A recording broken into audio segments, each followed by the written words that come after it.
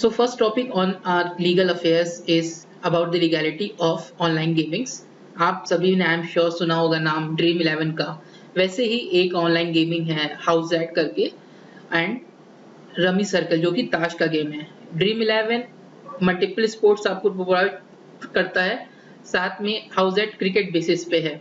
Okay, सो इनकी legality जानने से पहले हमको ये भी जानना जरूरी होगा कि इनका वर्किंग मॉडल क्या है। ओके, जिससे हमको ये पता चलेगा कि क्या ये एक गैम्बलिंग है या एक बेटिंग का सोर्स है। ओके, बट बिफोर दैट आप सबके लिए एक क्वेश्चन है हमारे पास। सो ये क्वेश्चन आपका इंडियन कॉन्ट्रैक्ट एक्ट पे है। क्वेश्चन है आपका, agreement based on gambling is void agreement under which provision of Indian contract act of 1872। ये बोल रहा है यहाँ पे कि जो गैम्बलिंग है होती है वो बेसिकली वॉइड अग्रीमेंट में फॉल करेगा। ओके, वॉइड अग्रीमेंट में फॉल करेगा, लेकिन आपको यहाँ पे ये बताना है कि किस ग्राउंड पे होगा ये, और वो ग्राउंड कौन से सेक्शन में है ये आपको बताना है। तो आपके ऑप्शंस हैं, A unlawful object under section 23 of Indian contract act, B oppose to public policy under section 23 of Indian contract act, C wagering agreement under section 30 of Indian contract act, या D forbidden by law under section 23 of Indian contract act. Comment box में आप इसको answer करें, video के and में आपको इसका answer मिल जाएगा। सो चलिए जल्दी से इसका बिजनेस मॉडल देख लेते हैं जिससे हमको पता चलेगा how transaction take place. Okay, so मान लीजिए आपको क्रिकेट खेलना है, आपने ड्रीम 11 का ऐप डाउनलोड किया, अपने आप को उसमें रजिस्टर किया, फिर आपने स्पोर्ट सेलेक्ट किया क्रिकेट। उसमें आपको कई सारे स्पोर्ट प्रोवाइड होते हैं जैसे कि कबड्डी, फुटबॉल, रमी और भी कई गेम होते हैं। सो आप उसके बाद आपसे पूछेगा आप कौन सी लीग खेलेंगे। तो लीग बेसिस पे ये होता है कि कितने पैसे आपको लगाने हैं और कितने लोग उसमें खेलेंगे। ओके, हमारे एग्जाम्पल में जो एंट्री फीस है वो है 10 रुपए। ओके, और 30 लोग इसको खेलेंगे। ओके, तो चलिए देखते हैं। तो टोटल इन्वेस्टमेंट जो हमारा है 10 रुपीज जो फीस है हमारी प्लस 30 लोग, उस 300 रुपए हुए। ओके, तो जो जीतेगा मान लीजिए 3 रैंक को से पैसे मिलेंगे। तो रैंक 1 को मिला 150 रुपए, रैंक 2 को मिला 50 रुपए, रैंक 3 को मिला 25 रुपए। टोटल बनते हैं आपको 125 रुपए, 225 रुपए। और इसका जो प्रॉफिट मार्जिन होगा जो कंपनी को मिलेगा वो होगा 75 रुपीज। ठीक है, ये सीधा सीधा कंपनी के जेब में जाएगा। ये होगा इसकी प्रॉफिट और अर्निंग। ठीक है, सो ये तो एक बहुत ही छोटा सा वैल्यू हमने लेके एग्जाम्पल आपको बताया, पर यहाँ पे खेल जो होता है वो लाखों का होता है या कह लीजिए करोड़ों का। ठीक है, सो हम ये देख सकते हैं ये बहुत ही एक प्रॉफिटेबल वेंचर है, बहुत ही अच्छा बिजनेस मॉडल है जहाँ पे कस्टमर को भी फायदा हो रहा है, कंपनी को भी फायदा हो रहा है, और सिर्फ इतना ही नहीं गवर्नमेंट को भी फायदा होता है क्योंकि इसी प्रॉफिट पे गवर्नमेंट टैक्स लेती है और अपना रेवेन्यू कलेक्ट करती है। सो एक स्टैटिस्टिक्स भी देख लेते हैं। स्टैटिस्टिक्स में आपको पता चलेगा कि ऑनलाइन फैंटेसी स्पोर्ट्स में कितना पोटेंशियल है।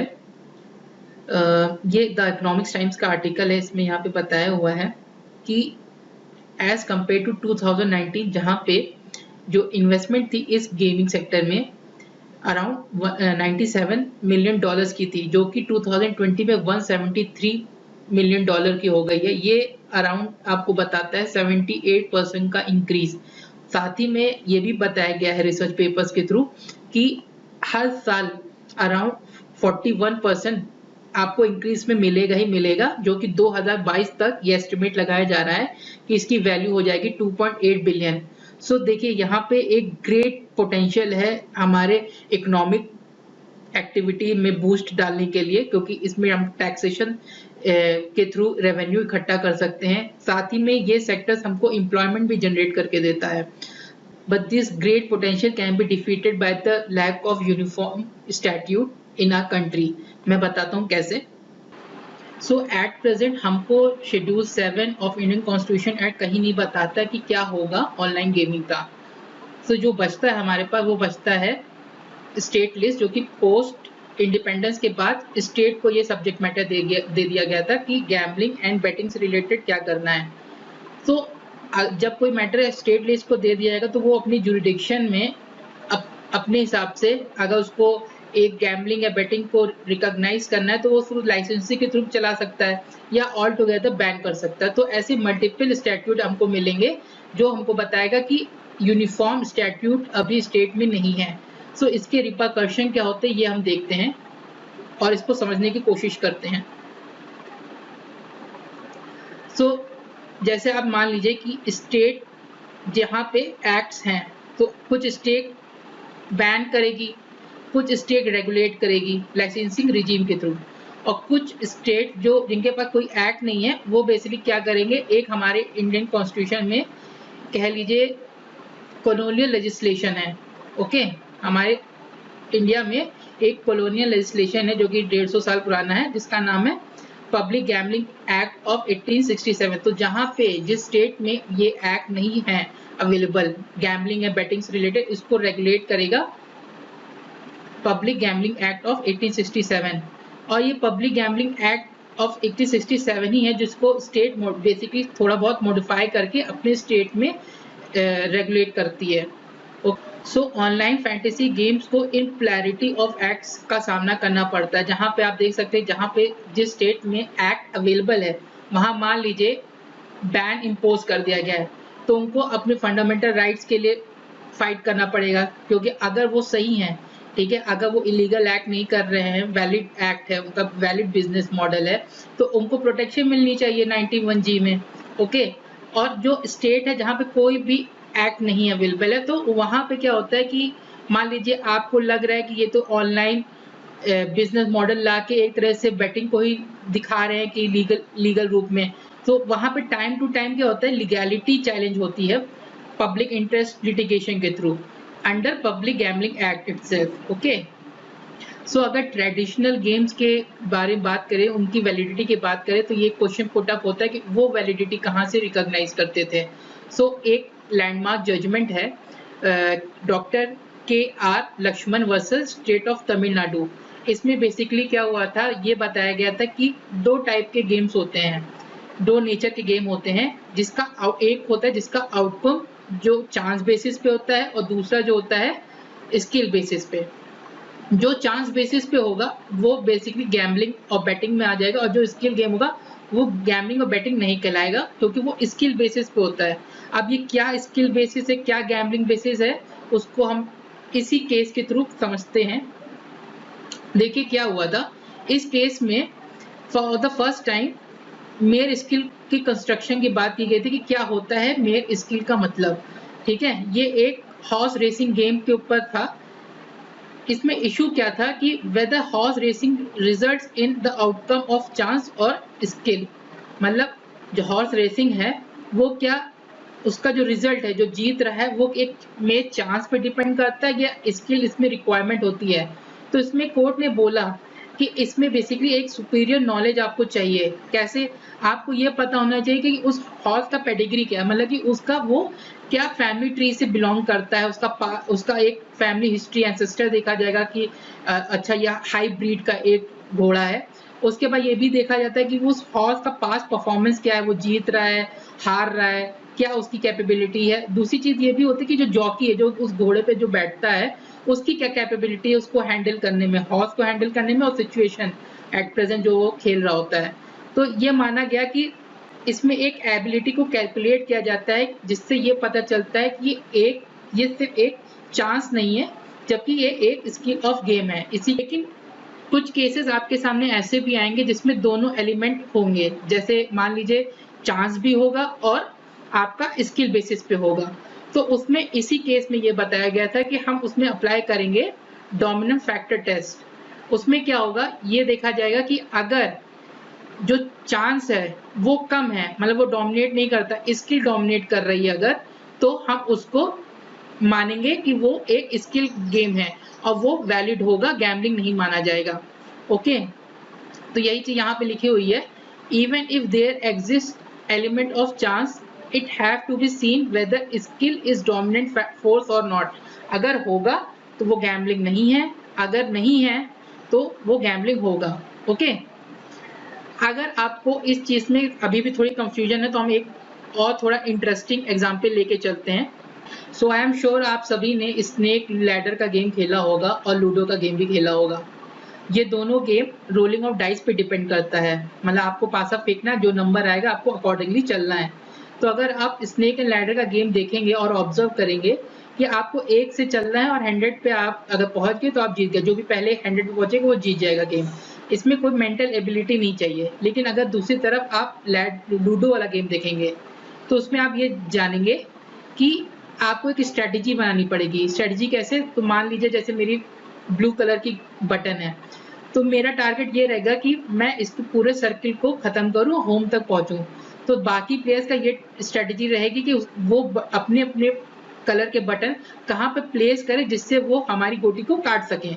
बस इतना है, लेकिन इसमें स्ट्रेटजी इन्वॉल्व होती है जीतने के लिए। सो इसमें भी आप कह सकते हैं एक तरह से चांस भी फैक्टर है, क्योंकि जो नंबर आएगा वो बेसिकली डाइस पे डिपेंड करता है। तो वो एक फैक्टर है आपका इसमें, कि जो एलिमेंट ऑफ चांस है इसमें इन्वॉल्व होता है, लेकिन जो इसमें डोमिनेंट फोर्स है वो बेसिकली स्ट्रेटजी ही है। तो इसमें भी कह सकते हैं कि डोमिनेंट फैक्टर टेस्ट लगेगा, और हम लोग according to doctor KR Lakshman का केस। ओके, आई होप अब आपके माइंड में क्लियर हो गया होगा कि गेम ऑफ चांस क्या होता है और गेम ऑफ स्किल क्या होती है। लेकिन स्टिल हमको अभी भी ये नहीं मालूम है कि ऑनलाइन गेम, जो फैंटेसी ऑनलाइन गेम्स है, उनकी वैलिडिटी और लीगैलिटी के बारे में क्या पोजीशन है। सो उसके लिए हमको वेट करना पड़ा 2017 तक, जब फर्स्ट केस आता है। वो केस मैं बताता हूँ आपको। तो ड्रीम 11 की फर्स्ट टाइम लीगैलिटी को चैलेंज किया गया था before Punjab and Haryana high court in 2017। Dream 11 एक one of the online fantasy game है, ठीक है। वैसे 2019 में बॉम्बे हाई कोर्ट के बिफोर गुरदीप सिंह का केस आया था। गुरदीप सिंह सच्चर का केस था। ये एक क्रिमिनल PIL था। और वैसे ही 2020 में राजस्थान हाई कोर्ट के बिफोर आया था Chandre Sankla versus state of Rajasthan. इन तीनों ही हाई कोर्ट ने बेसिकली जो KR लक्ष्मण का केस था 1996 में, उसी की ही रूलिंग को अपहेल्ड करते हुए ये बोला था कि जैसे dream 11 and other online games है जिसमें पैसे इन्वॉल्व होते हैं, ये बेसिकली गेम ऑफ स्किल है। ओके, स्किल गेम है। इसी के साथ साथ ये भी बोला कि they are basically protected under section 12 of 1867 of the public gambling act. साथ ही में कोर्ट ने कुछ रैशनल्स दिए थे। रैशनल्स मतलब रीजन। तो रीजन क्यों हमको समझना जरूरी है। देखिए, अगर रीजन समझेंगे तो आपको भी समझ में ज्यादा आएगा कि ये एक बेटिंग गेम नहीं है, इसमें भी स्किल इन्वॉल्व होती है। Okay, so first reason court ने तो यही दिया कि ये एक गेम ऑफ स्किल ही है, based on real knowledge of the game. So इसमें क्या होता है, मान लीजिए एक वर्चुअल हम क्रिकेट टीम बना रहे हैं, तो उसमें हम बॉलर हम सेलेक्ट करेंगे बेस्ड ऑन वेदर, पिच कैसी है, फॉर्म है कि नहीं है प्लेयर का, फील्डिंग वो कैपेबल है, अच्छा प्लेयर है कि नहीं। तो अगर वेदर ही मान ले जैसे कि क्लाउडी कंडीशन है, तो स्विंग बॉलर बहुत अच्छा काम करेगा, तो हम एक स्विंग प्लेयर, वर्चुअल प्लेयर, लेकिन हम स्विंग बॉलर रखेंगे अपनी टीम में। वैसे पिच अगर देखेंगे, अगर ग्रीन पिच है तो मतलब कि वहाँ पे मूवमेंट होगी पिच पे, तो हम एक फास्ट बॉलर रखेंगे। अगर ड्राई पिच होगी तो हम स्पिनर रखेंगे। वैसे बैट्समैन के लिए भी देखते हैं कि वो फॉर्म में है कि नहीं है, उसके बाद कितने टाइप के शॉट्स हैं, वो फील्डिंग अच्छी करता है कि नहीं है। वैसे ऑलराउंडर के लिए भी देखेंगे कि वो बैटिंग और बॉलिंग दोनों कर सकता है। फिर ये भी देखेंगे इंजरी हुई है किसी प्लेयर को, नहीं हुई है। तो हमारे इसमें पास्ट नॉलेज भी बहुत इंपॉर्टेंट है। फिर पास्ट परफॉर्मेंस भी देखेंगे कि वो प्लेयर कैसा परफॉर्म कर रहा है। साथ ही में ये देखेंगे कि एक अगर इम्पोर्टेंट गेम है तो उसमें क्या इंजरी मैटर करेगी, हो सकता है उसमें प्लेयर को खिला लिया जाए, तो उस ये भी नॉलेज रखते हुए हम उसको प्लेयर को इंक्लूड करेंगे। सो ये एक वर्चुअली टीम बनाएंगे बेस्ड ऑन सच नॉलेज। सो इसमें आप देख सकते हैं नॉलेज इन्वॉल्व है, साथ ही में स्ट्रेटेजी भी इन्वॉल्व है। कैसे कि हम किसको ओपनर रखेंगे। ओके, हमारे पास अगर 3 अच्छे बैट्समैन है ओपनर, तो हम किस प्लेयर को रखेंगे, फॉर्म वाला प्लेयर होगा। फिर मान लीजिए जैसे टेस्ट मैच होता है, उसमें आप नाइट वॉचमैन रखते हैं, समझ रहे हैं। और वैसे ही कि कब एक स्पिनर को बुलाना है, कब एक फास्ट बॉलर को बुलाना है, ये सभी बहुत मैटर करता है, जो एक काम बेसिकली कैप्टन का होता है। तो वैसे ही आप वर्चुअली भी आप एक तरह से कह लीजिए अपनी टीम के कैप्टन है, मैनेजमेंट कर रहे हैं उसका, और एक पूरी टीम बना रहे हैं। ठीक है। सेकंड रीजन कोर्ट ने ये दिया कि जो आउटकम है, रिजल्ट का जो आउटकम है, जो भी जीते मैच या डिफीट हो, वो बेसिकली रियल लाइफ मैच पे नहीं है। क्योंकि हम लोग टीम वर्चुअल बना रहे हैं।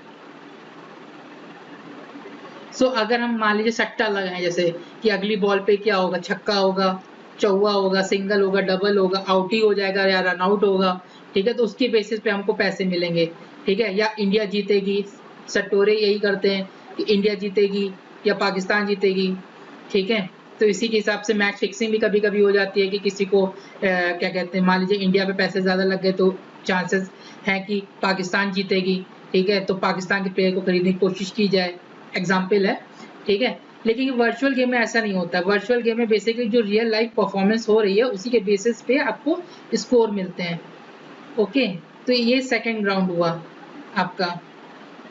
थर्ड ये ग्राउंड हुआ कि इसके लिए भी एक रेगुलेटरी अथॉरिटी है, ठीक है, एग्जिस्ट करती है। साथ ही में 276 लॉ कमीशन रिपोर्ट मांगी गई थी, सेंट्रल गवर्नमेंट मांगी थी रिगार्डिंग ऑनलाइन और ऑफलाइन गेम जिसमें स्किल इन्वॉल्व होती है। तो उसमें बेसिकली जो ये लॉ कमीशन है इसने एक ग्रीन फ्लैग दे दिया था कि हाँ, ये रिकमेंड किया था कि अगर कोई गेम में पैसे इन्वॉल्व है और वो एक स्किल बेस्ड है, ठीक है, तो वो आप अलाउ कर सकते हो, उसको आप लीगलाइज कर सकते हो। सो इतने सारे लीगल पॉइंट है इन फेवर ऑफ ड्रीम 11 या अदर फैंटेसी गेम। लेकिन अगर हम इसको कंक्लूड करें तो ये हमको पता चलेगा कि there are frequent litigation, because जिस हाई कोर्ट ने दे दे तो वहां तो चलिए ठीक है, लेकिन जहां पे हाई कोर्ट ने डिसीजन नहीं दिए तो वहां पे ऑब्वियस है कि पीआईएल फिर से पड़ेगी, ठीक है। तो ये बेसिकली एक तरह से कह लीजिए कि लिटिगेशन चलता रहेगा और उनकी प्रोग्रेस पे हिंड्रेंस होगा, कॉम्प्रोमाइज होगा प्रोग्रेस बेसिकली। सेकंड क्या है कि हम अगर सॉल्यूशन देखें तो या तो एक सुप्रीम कोर्ट का जजमेंट आ जाए जो इसकी वैलिडिटी को डिसाइड कर they finally for the last time, या फिर एक पार्लियामेंट अपना लेजिस्लेशन ही ले आए, क्योंकि हमने आपको स्टार्टिंग में बताया था कि 7 शेड्यूल में ऐसा कहीं बताया नहीं गया कि इस टाइप के गेमों का क्या होगा। तो एक ये रेसिडुअरी क्लॉज है जहाँ पे सेंट्रल गवर्नमेंट को पावर मिलती है कि वो लॉ बना सकता है। सो यहीं पे लेक्चर खत्म होता है। डू कमेंट, आप बताइए हमको कमेंट करके कि आपको ये लीगल डेवलपमेंट कैसा लगा। Thank you.